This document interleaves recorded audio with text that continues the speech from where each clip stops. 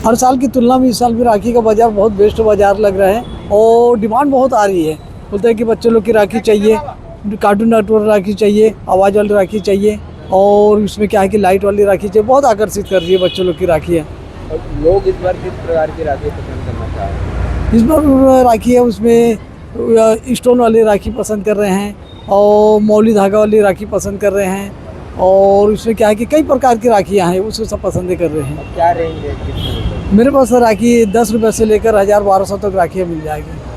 तो बाजार अभी महंगाई की मार तो नहीं पड़ रही? नहीं, महंगाई की मार तो सदाबहार रहता ही है और ग्राहक बोलते हैं थोड़ा महंगा है, लेकिन उनको थोड़ा समझाना पड़ता है कि नहीं, महंगाई का तो ज़माना ही है, अब महंगा चीज़ आएगा तो थोड़ा महंगा बेचना भी पड़ता है। ऐसा कर समझते हैं, ग्राहक लोग भी समझते हैं।